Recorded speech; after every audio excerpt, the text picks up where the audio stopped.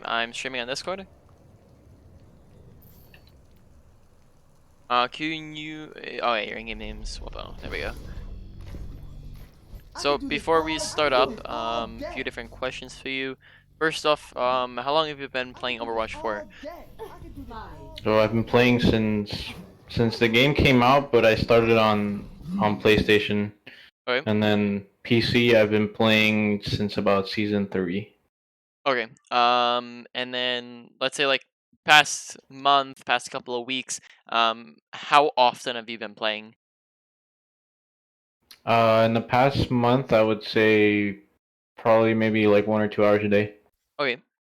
And is that because of quarantine? If quarantine ends, are you gonna be playing less? Around the same? Probably around the same. That's usually how much I would play. Okay. And then final question is, do you have any questions for me? No. Oh, alright. Then we can go ahead and get started. Don't worry, my friends. I found your shield. Flight routine activated.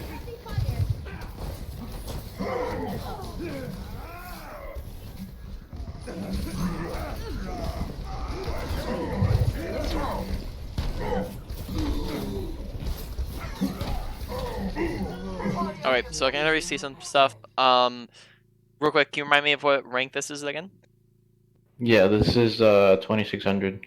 Okay, so we're gonna just go ahead and leave this game because I can already see some like just techie things that I want to go over. With how Hog's mechanics should work. So when you're on Hog, we're gonna come down here. So when you're on Hog, yeah, we're gonna have left, right click, or sorry, right click and left click for your two different shots. So when to use each. When you're at 10 meters, so right here to where the spot's at, a right click will do a one shot. Okay? Anything past that won't do it. Anything within that, so if we just move up to here, now it's going to do half damage. If we move closer, it's going to do half damage again. So anything within 10 meters, you're going to want to be left clicking. So if they're any closer than where we're standing now, we're going to left click because now they're taking more than half their HP. Okay? So left clicks are going to be more effective within 10 meters, which is about here. So just keep that in mind. Anytime you're closer than that, you're going to want to left click. So I was seeing you going for some right clicks when people are standing about here, which means that the right clicks aren't going to be as effective because it's only going to be doing that much when it hits them. Okay, so that's first off. Second off is a hog tech called a tracer shot. So when you're going for hooks, what you're going to do is go for a right click before the hook. So it's going to do right click, hook, left click, melee is the combo. Left click when you right click before you go, hook, left click when they're into you, and then you melee to finish off. This is going to be doing multiple things for you. First off, that means that if it's a tank, or if you don't hit all of your headshots, then you're going to kill them just based off of the extra damage that you put into them. Second thing this does is actually makes it easier to land the shot, because if you're firing that first shot, it allows you to adjust. So if you missed the first right click, then you know how much you need to move left or right to actually land the hook. So we're going to demonstrate this real quick. And then you're going to add in a melee afterwards if they're not dead yet. Do it one more time.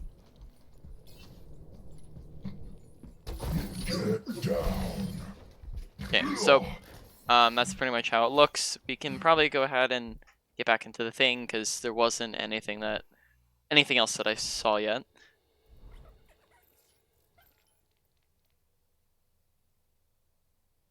Where are we at?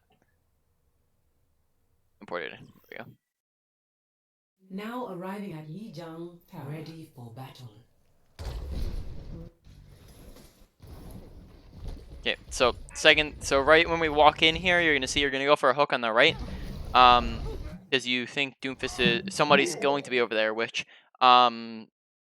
typically I would say don't go for a prediction shot like this, especially when you're not at a very high rank where you're going to be able to hit these most of the time. Save it because it's going to be a more reliable hook if you're landing it on something that you can see. There wasn't a very kind of well-placed hook, which will mean that it's going to be less likely to actually hit something. If you're placing your hook where there's a lot more people, then you're more likely to land it on something when it goes in. So big groups of people, you'll be more likely to hit somebody rather than kind of firing it down a corridor where no one's at. Again, you're going to go for hook. So this is where I'm talking about with the Zarya. You're going to be right-clicking when you're in that 10-meter range. So these shots aren't actually doing a whole lot if you actually hit them because she's right next to you. Again, you don't go for the tracer shot, which is going to make the shot harder. And one thing to add on is if they are within that 10-meter mark, you change the tracer shot from being a right click to a left click. So if the Zarya is right here and you're going for a hook, just add in a left click before you go for it. That guarantees that you're bursting her down fast enough that she can't get healing to just heal out of it.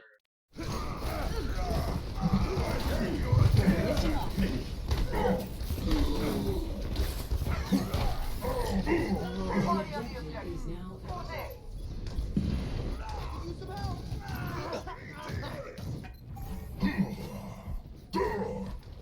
moving up.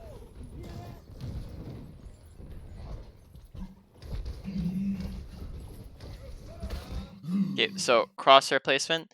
Crosshair placement is, and I can demonstrate this if need be, but crosshair placement is going to be using your brain to help your aim. You're going to be placing your crosshair in the most likely spot for people to be so that you can, second, all right, so that you can land shots.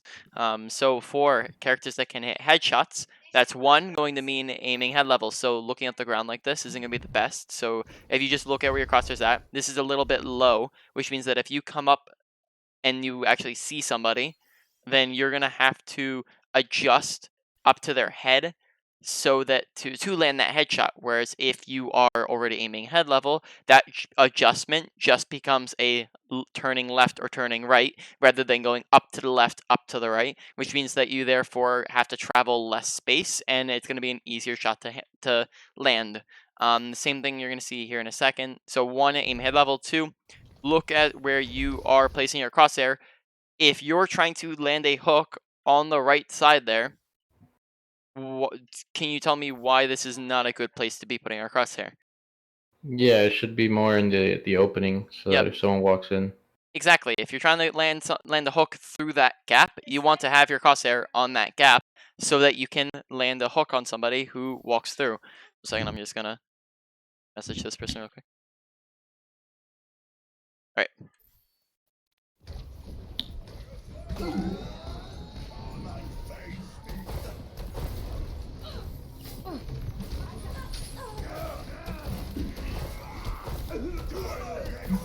Okay, make sure that you, when firing into a place where it is, so we talked about putting your hook in places where there's a lot of people. This is definitely a place where there's a lot of people, yet there is still a problem. Even if we are putting it where there's a lot of people, we still want to have a specific target in mind. Otherwise, you're just going to get a hook like this, where you just launch it in there and it gets nothing done. So here, rather than, Ryan should not be your target because Ryan's going to have his shield up.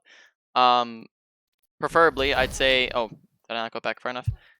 Preferably, this is going to be done on like the Zarya, or maybe the Reaper. The people coming from the left.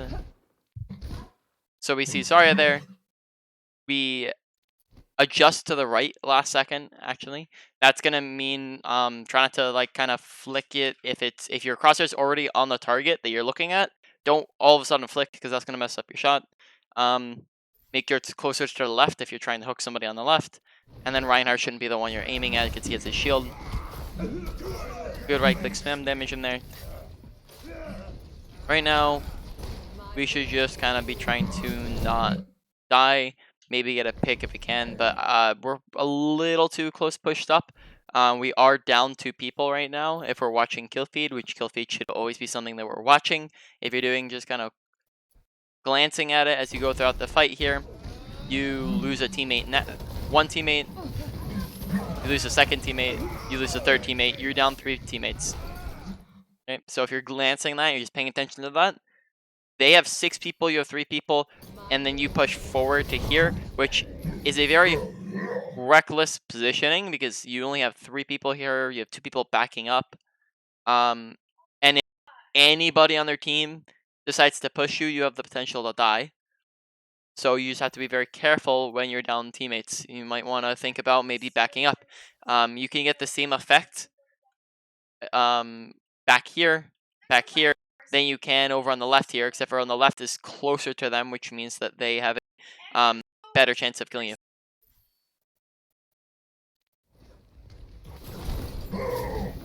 So they do end up pushing you. And we're taking the fight while we're down 2 teammates, which isn't very good.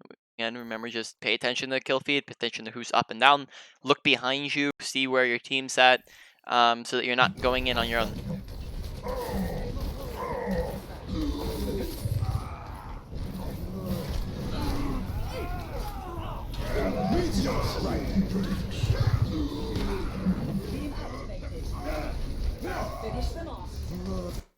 I'm just gonna do a quick third person here real quick.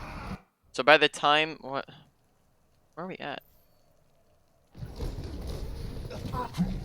So by the time they start pushing into us, and by the time we lost somebody here, our supports or the 2 people who were dead just got back to the fight. So you kind of baited your team to pushing forward, which meant that you lost somebody before your whole team was there. So just, again, that's the big thing in this fight, besides maybe mechanical issues, but make sure that you're not going in when you're down people, because that means that you'll die here.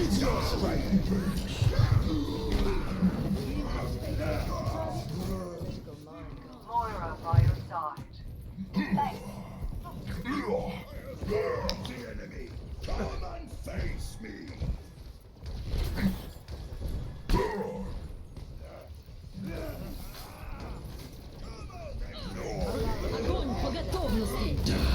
Yep, at that range, you're right-clicking because they are far away from you. So if you're right here, and you're shooting at the people all the way over there, this is a right-click distance. You don't want to be left-clicking here. Maybe if you're looking at the Lucio, which you're not looking at the Lucio, then you can left-click. But everybody else here is at right-click distance because they are much farther than 10 meters here. Besides Lucio, everybody else is well outside of your 10-meter range. That's like a 20, 25-meter range. So keep that in mind. Left-click when they're close, right-click when they're far away. Okay, so a lot of these hooks are, I think, I'm not saying this, just to clarify, this isn't a, I'm not trying to insult you here or anything, but we have not hit a single hook yet. And that's going to come largely because we're not trying to place them well. So a lot of the time, you're just firing them into a large crowd, and hoping it hits something. You need to attempt to put your crosshair on a target before you're going for the hook. And again, adding the tracer shot will make that easier to do, but you need to have something in mind rather than just firing it into a graph like that.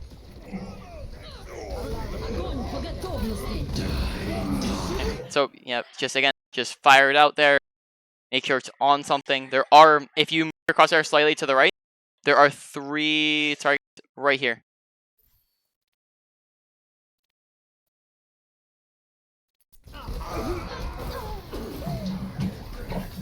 Okay, so at this point, who won the fight?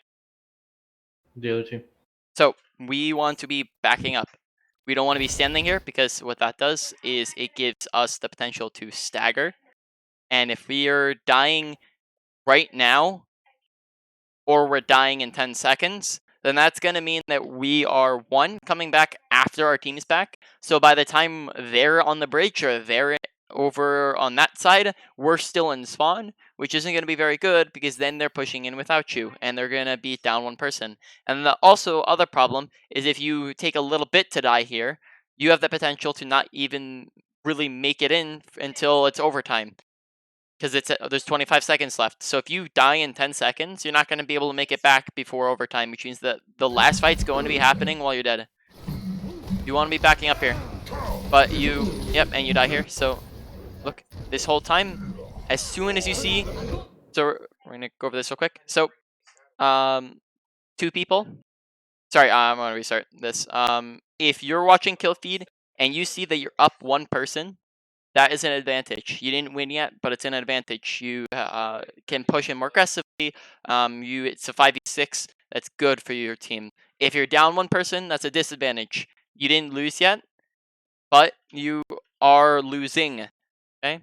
If you're up two people, that's a one fight. Unless you are talking about them using a lot of ultimates or big ultimate combos. So unless they use like a Nano Blade, a Grab Dragon, or they just burn 4 ultimates at once. Or the other possibility is if it is a mandatory fight, such as an overtime fight, or the last point on something. That's a one fight, so you don't want to use ultimates. You don't want to overcommit and use things that aren't necessary. And you can also push more aggressively because when you're up people, you can push more aggressively because they can't kill you as much. So again, unless in those other cases that I mentioned, unless they're using a lot of ultimates, unless you're down, or unless it's like an overtime fight, something like that. On the other hand, it's the same way for you guys. If you're down 2 people, that's a lost fight. So we're gonna see here in a second.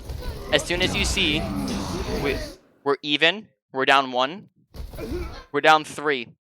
So we just need to be watching kill feed. We can even see it in front of us, even if we're not watching kill feed.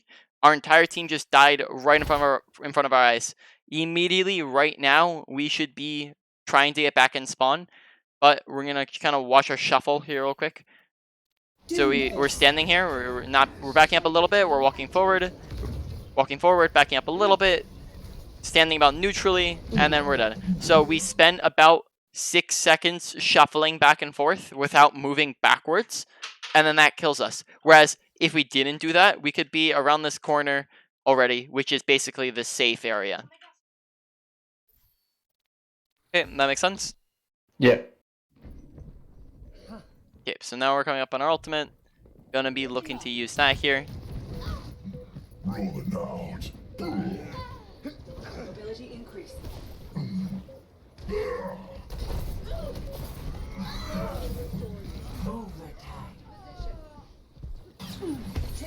So look here what I said about staggering. Where by the time you are even getting close to the fight, you're already down 1. Where's your Orisa at?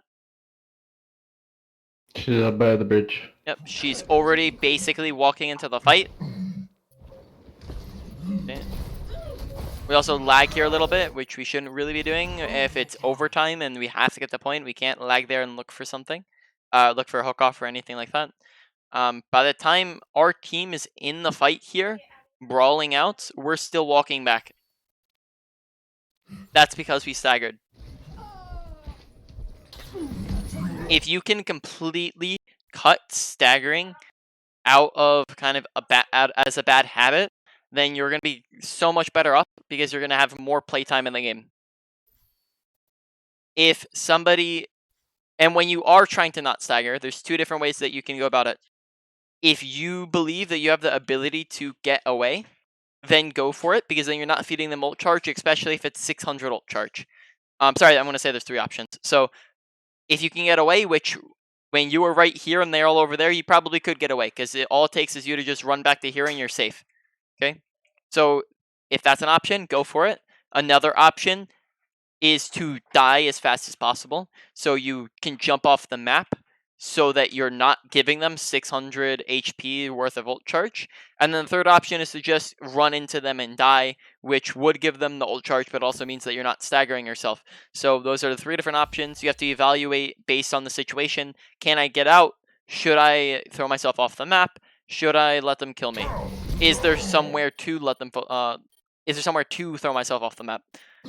Okay, so here we end up not ever even using our ultimate in an entire round. So keep in mind, attempt to use this ultimate as fast as possible here. Okay. As soon as you see as soon as you turn the corner here, you probably need to start using your ultimate. You're too far away to touch. They're just gonna bully you. Your ultimate needed to be used basically as soon as you turn the corner. Though, of course, by that point, like we had discussed, you'd already lost the fight. So, one thing I would say, just not necessarily as like something that, because I can't magically make your aim better, though I can give you some tips, like I've already given with crosshair placement and how to use tracer shots. But hook is something that you need to work on a lot, because I think so far this round we've landed a 0 hooks out of maybe like 10 that we've used. So that's like a 0% hook accuracy. Maybe you've landed 1, which just that's not something I'm saying to say, wow, your aim sucks, dude. I'm just saying that as that's something you need to work on. Hook is something that is a very important aspect of your kit, and if you're not landing them, you need to be focusing on it. So when you're going into your next games, focus on it. Focus on that specific aspect of your mechanics. As you're going throughout your games after this coaching session's done, keep in mind that you're not going to want to focus on all 10 things or 20 things that I've talked about, because that's going to become overwhelming and you're not going to be able to keep up with that, and you're not going to be able to improve that way. So focus on 1 or 2 things at a time. So when you go into a game, go, okay, this game I'm going to focus on my hooks, and I'm going to focus on landing hooks. And once you build up a good habit of landing hooks and you feel like you've mastered landing hooks decently, then you can move on to something else we talked about. So Okay. just keep that in mind. I don't think we landed any hooks there, which is going to be a big deal, especially on a character like Hog. Score. Together, we are strong. 4, 3, 2, There is 1. no obligation for the universe to make sense to you. Okay, so just a tiny little tech thing, kind of like when we went over with Hog, is if you look at the ground and you right click on Zarya, then it does damage to you, but it also does a little bit of knockback, which means that if you look straight down and jump at the same time, as you're right clicking, then that will launch you forward and you will have a higher movement speed. You also have shields, which means that if you do that part of the way back, like part of the way from spawn to point, then that means that you will have an increased movement speed, and then your shields will just regenerate the health that you lost.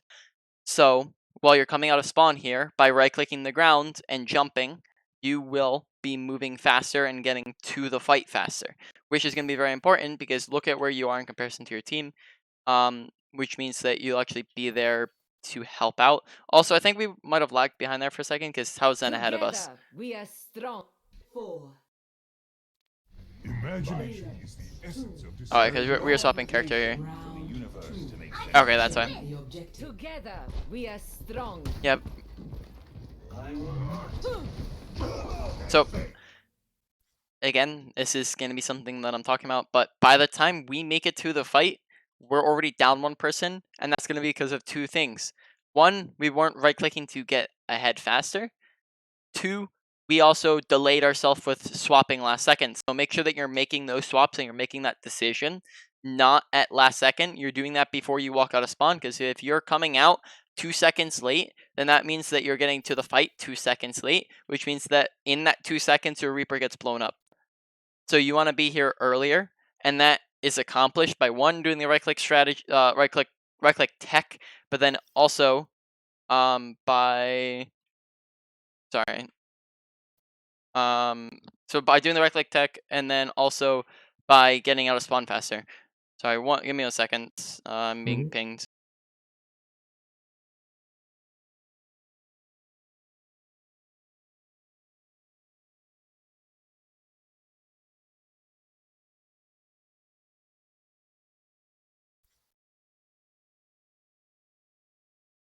Oh, he's not online.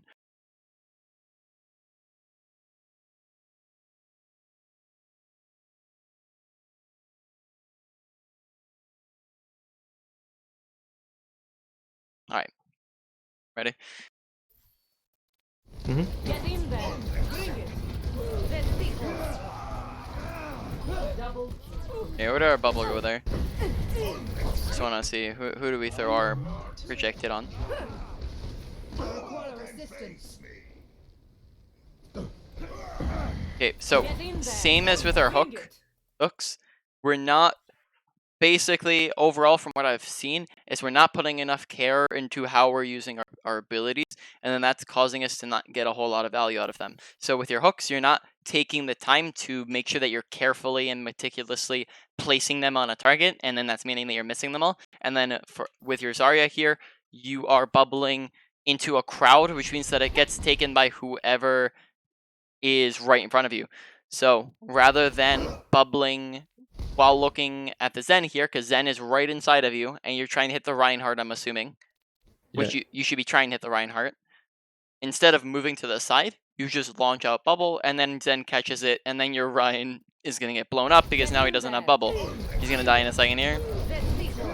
Yep, so your Ryan dies because he doesn't bubble. So, two things here. First off, make sure that when you're going for a bubble, because it can get caught by your teammates, you want to make sure that there's no teammates in the way. So you move to the left, you move to the right, you maybe walk in front of them. Do just make sure that you're paying attention to where they're at, and then moving out of their, making sure that they're not in the way before you're firing off the bubble. Second thing is, do you know if you have adjusted your bubble sensitivity at all? No, I didn't know that was a thing. Okay, so if you go into options real quick, go to controls, go to all heroes. You're gonna have some specific hero kind of things that you can change. So if we go on to Zarya, projected barrier sensitivity, what this is gonna do is if it's at 100, it's gonna be super all over the place. It's going to hit whatever is closest to you. If it's at 0, it's going to go directly to where your crosshair is pointing.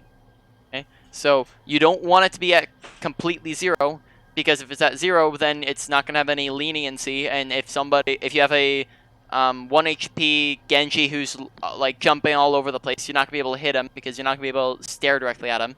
But you also don't want it at 100, because if you have it at 100, it's going to go to whoever is right next to you if you're in a crowd of people. So you want it to lower it so that if there's a Zenyatta right next to you, and your crosshairs pointed at the Reinhardt, it's going to be able to hit the Reinhardt more effectively.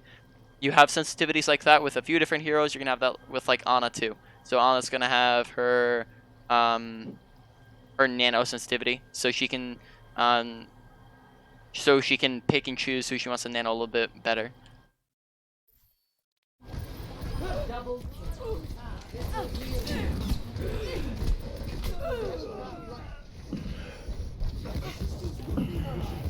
Okay, so biggest thing I want you to be thinking about on Zarya is bubbles.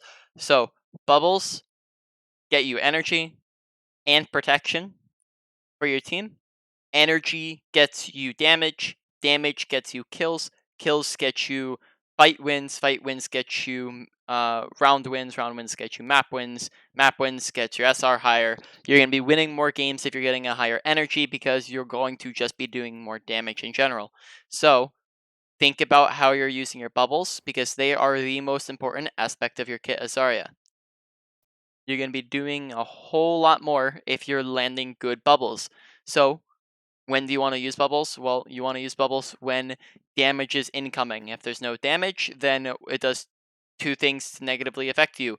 You just wasted bubble, so you didn't get any energy from it because there's no damage incoming, and you also didn't protect anybody, because if there's no damage incoming, then this was a wasted tanking ability because you didn't block anything. So you want to damage or bubble when you see damage coming. So that's going to be projectile shots. So if you're doing it just for energy, then if you see something like a fire strike coming in, junk grab bombs, if you see Pharah shots, anything that's coming at you slowly, those can be very easy sources of energy that you can get just because you see it slowly coming at you. Otherwise, if your Reinhardt's running into a fight and he's brawling with the enemy Reinhardt and he's swinging on him and they're swinging at each other, you can assume that because Ryan dropped his shield, he's going to be taking more damage because he doesn't have his shield up. So that's when you can bubble him, is when he's swinging. If he is hard shielding and he just has his shield up and the enemy team is really far away, you're not going to get a whole lot of value out of the bubble because his shield's going to be blocking most of it. So it's not going to, it's not going to get any energy value, and then 2, it's also going to be wasted tanking ability because Reinhardt doesn't need, and your team doesn't need the bubble if he's shielding. So you don't want to stack it with something else.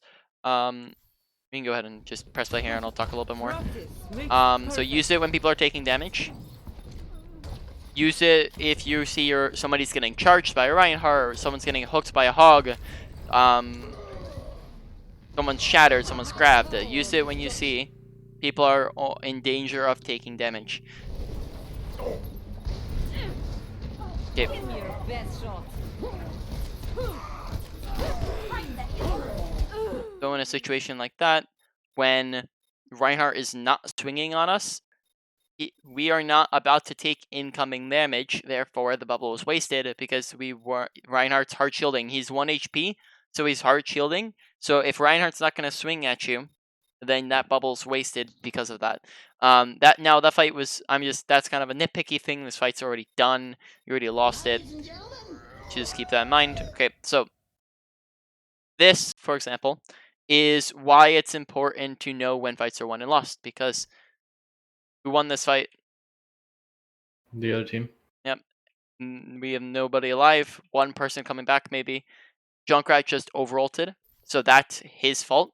But something you can do to assist him in knowledge of the game, kind of, is call that out in chat. Just say after the fight's done, say, no ults, we lost. Get out and regroup. Die or get out, something like that. You just vocalize it, and then Junkrat in his brain all of a sudden registers he who wasn't paying attention to the fight around him goes, oh, the fight's lost, I guess I shouldn't ult. Now, of course, this isn't going to be a fix-all solution. It's not going to work every single time, but it will up your chance for it to work. So it's going to change it from a 0% chance of Junkrat's going to ult no matter what to maybe a Junkrat has a 40% chance of listening to me, therefore we have a 40% chance, better chance of saving that ultimate, which will win us fights. Hey, good hook. Reinhardt's coming straight at you. Good usage of your abilities there. Okay. Tracer shots. Make sure you're placing it. Taking your time. Aiming at the ground a little bit here. Aiming head level. Okay. Now we want to be pushing forward, taking some space. Tracer gets caught out. So at this point, you initially wanted to push forward so that you're up here, but now you're down one person, which means that you might not want to push up because it's going to be a 6v5. Again, this is a blind hook. Most of the time, probably 9 times out of 10, this hook does not land on anything. Therefore, save it so that you're going to be actually using it for a hook that's more likely to land when you can see somebody.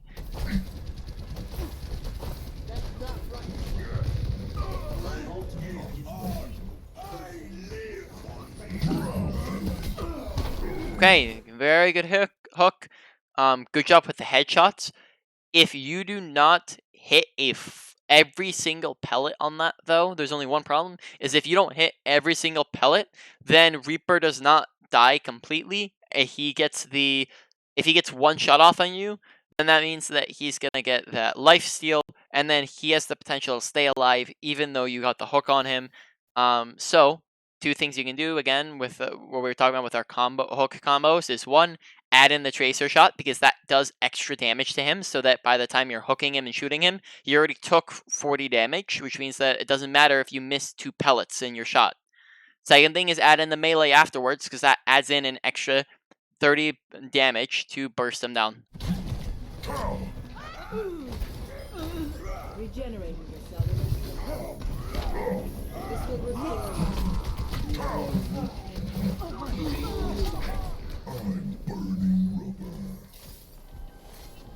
Thanks. Okay. Just make sure you're keeping in mind, hooks are projectile. Hooks aren't something that you fire on top of a person.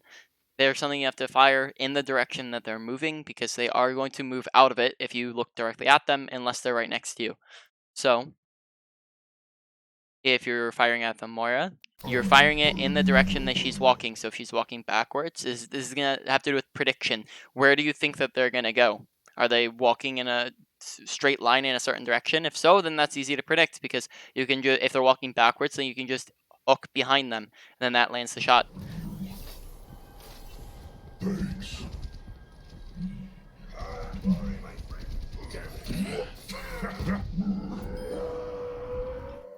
Interesting choice.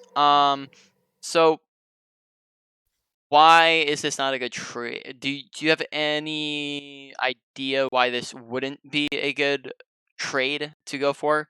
Because you're one on one. So even though you went one on one, how do they have the advantage now? Because they have both their tanks. Yeah. Okay. So two things. One, you're pushed forward on their side. So look at where your team's at on the map.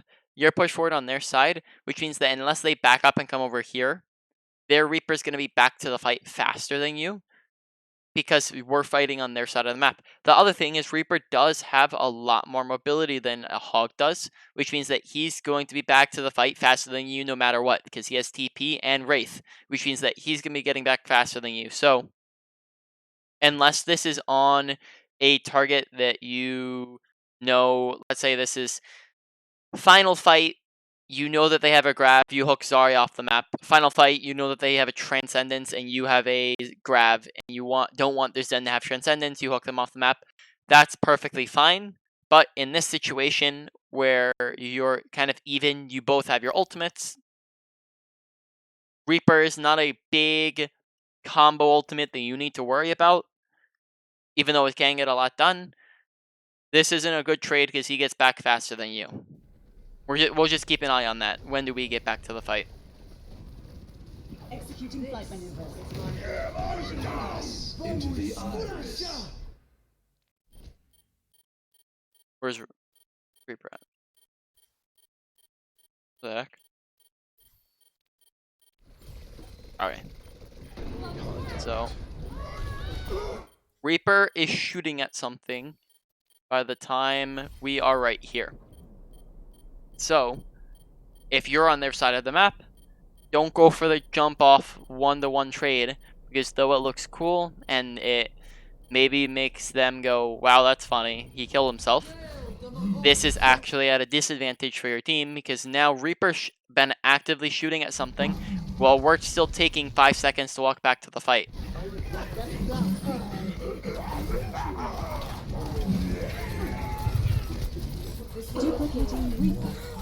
Okay, good usage of your ult here. Honestly, you used it when something was decently close to you. You used it when the Reaper's right here, the Zarya's right here. Good usage of your ult.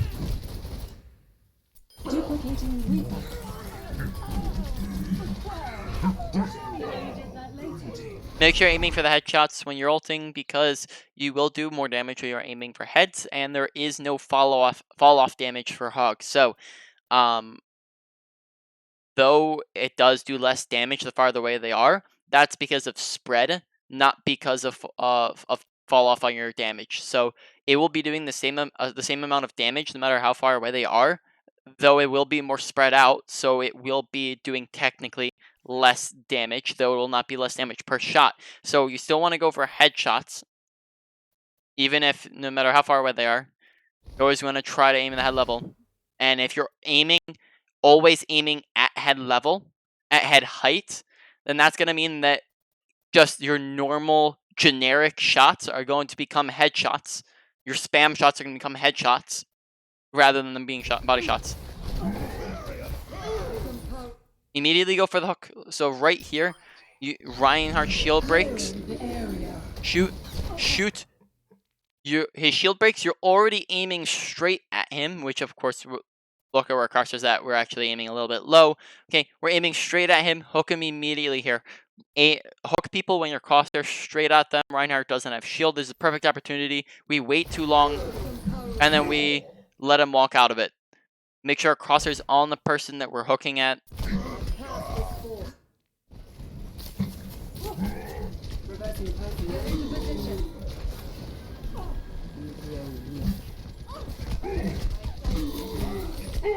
Okay, so we push forward and fed there.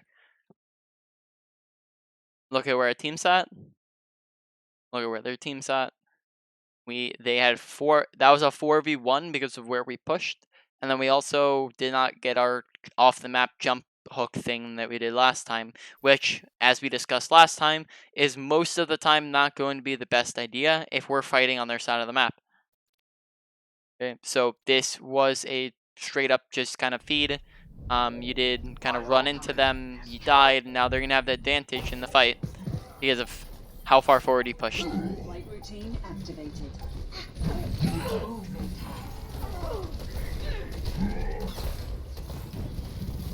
Okay, we don't want to be pushing forward here, so coming out of spawn here, we can look through walls, we can see through walls while we're walking back. 3 people dead. 4 people dead. We have 4 teammates on our team dead. We got 1 pick, so if we're doing quick math, it's a 5v2. We can't win a 5v2, especially if our Echo is backing out, which he's making the good decision here. We can't fight a 5v2, so we shouldn't be attempting to push forward here. We should even be backing up because they could very easily push into us and kill us. We also want to, if you are going to push forward, you want to heal up before you do, because you're half HP. That heal gets you up. Now you get slept, half HP, purple, and you're dead. So a lot of the time, you're dying because you're overextending and you're not watching. You're also not watching kind of the flow of the fight. You're not watching, are we up? Are we down? Should I be backing up? Should I be going in? If you're up people, you go in. If you're down people, you get out. So if you see that your whole team's dead, don't push forward because then you're going to die like this. And then now that staggers you so that you're coming out after your team.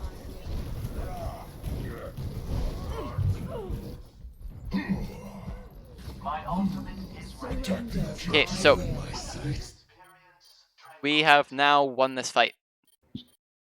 Even though we're not here yet, and I would count, if you're trying to add in yourself to this mix and you're just kind of, if you're halfway back from spawn, just consider yourself half a person because you're almost back to the fight. Okay, so we are up 2.5 people right now.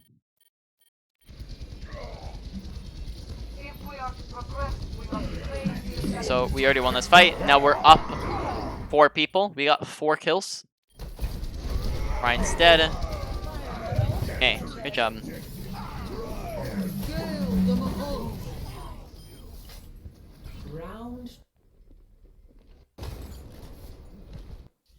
Oh, whoops. I accidentally clicked backwards there. Keep to the plan. 2, 1.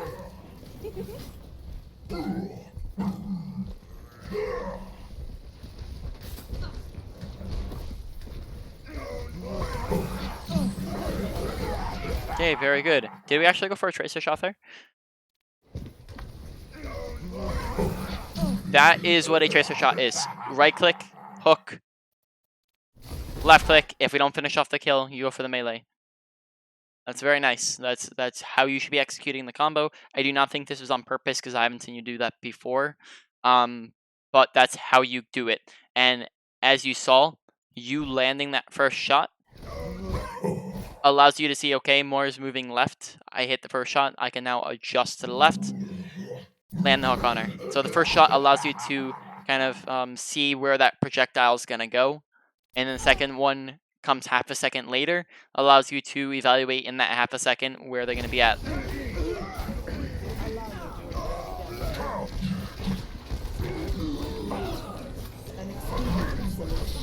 Okay, good kills, good usage of your heal. Okay, these are all body shots. You aim 1 inch higher, these are all headshots. So just your generic shooting like this. Look at where your crosshair's at in comparison to where her head's at. She's also jumping. Your just normal shots, your normal generic shots are hitting her body because you're aiming at her body. If you're always aiming head level and you're walking around aiming head level, then that means that all of these shots are mostly hitting her head, which means that you're going to be doing more damage. And when, like we already discussed this, like on Zarya, if you're doing more damage, then that means you finish off kills faster, which means you're getting more kills. And then when you're getting more kills, that means that you're winning more fights, you're winning more rounds, you're winning more games, and that means you're climbing. So if you're killing people faster, that's going to be very good.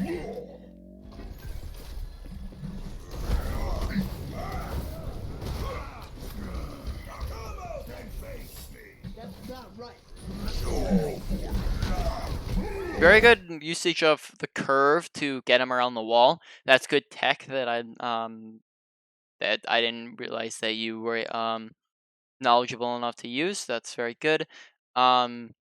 Maybe try to body block him a little bit better when he's walking back. So walk in front of him so that he can't very easily just walk back to his team. So walk in front of him while you're doing that. Okay. We almost have our ultimate. See how you use that.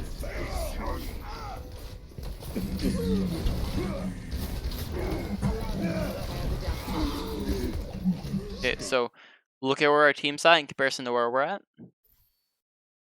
That means that even if what you're doing is the right move, and if your team is there with you, then it'd be the right move. If they're not with you, then it's the wrong move. You need to pay attention to where your team's at. If none of them are coming with you, you can't control them unless you tell them in chat, hey, push up, come here. You can't control where they're at, so if they're not with you, then you're the one feeding. If you're that far forward, and your team's all back here, this is you being out of position and you dying because you're out of position. Pay attention to where your team's at, because if you know that they're all back here, you need to be back there with them.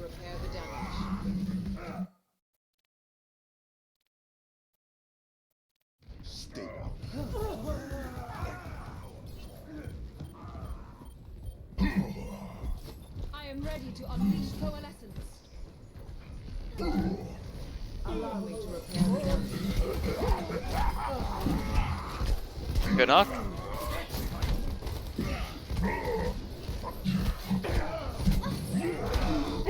Okay, so think of your E or your heal as a aggression ability. So when you have your heal up, you can be more aggressive because you have the ability to get out easier because you can heal yourself out and take less damage while you're getting out. If you do not have that up, then you cannot be as aggressive because you do not have a way to get out. Even though you're up here and you should be pushing, again, if your Reinhardt is not pushing with you, and your Reinhardt's standing back there, which this is a very bad Reinhardt, he's not pushing forward, you can't push forward as far as you are because of the fact that your Reinhardt's back there. So you die because you push forward, you don't have heals up, and you're ahead of your whole team. It looks like they're going for a TP play or something like that. They're going for the TP, so they're far back. Pay attention to what your team's doing. If we cut out all the times in this game, if we just like got rid of the bad habits of staggering, of pushing forward and dying, and we stopped doing that, this would be a 1 game because we died about like 4 or 5 times just from us being out of position. Make sense? Yeah. Yeah, I do see that too. Yep. And if we're dying 5 times from the same thing, that means that every death is, let's say, 20 seconds of dead walk back time as well. Then that means that we were out of the fight 20 seconds times 5, which is a whole minute and 20 minute and a half. Or sorry, that's not good math, but over a minute and not being alive. So you could be doing something for over a minute if you stopped dying like that.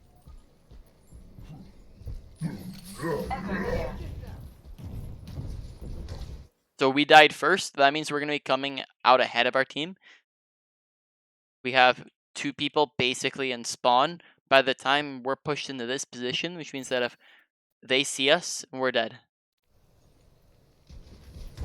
You need to pay attention again. What's your team doing? Where are they at?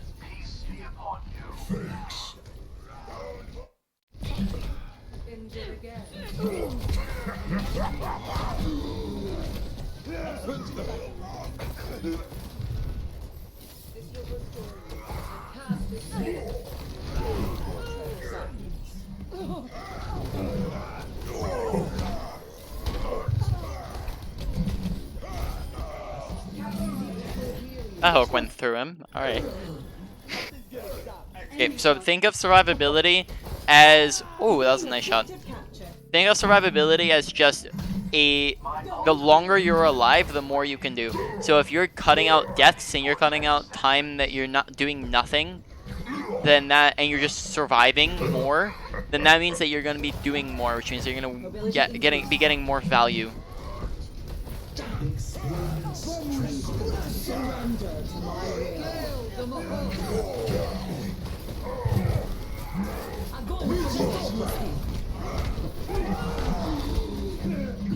Okay. Duplicating Reinhardt. So, if we are in a grab and they're using Cole, we hear Doomfist ult, we look down, we see all the red outline around us. Just at this moment, I would be thinking to myself, this fight's lost. Look at your team's health bars, into your team health bars.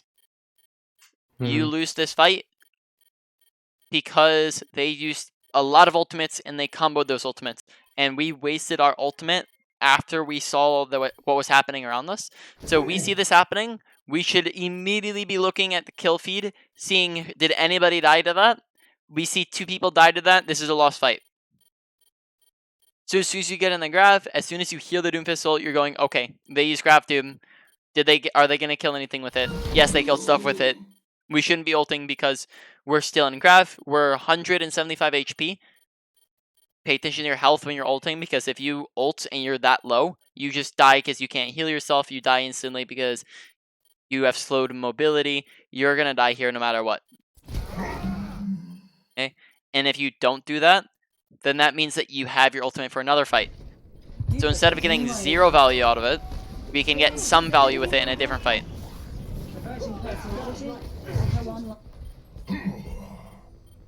Together we are strong. Made real. Okay, so we want to be. Who are we going to be prioritizing bubbles on here? Probably Ryan. Yep, Reinhardt's going to be in the front. He's going to be brawling the most. He's going to be also getting you the most energy because he's going to be in the front line, taking the most damage. Mm-hmm. So we want to be bubbling him when he's swinging and when he's taking damage. Give me your best shot. This will heal you.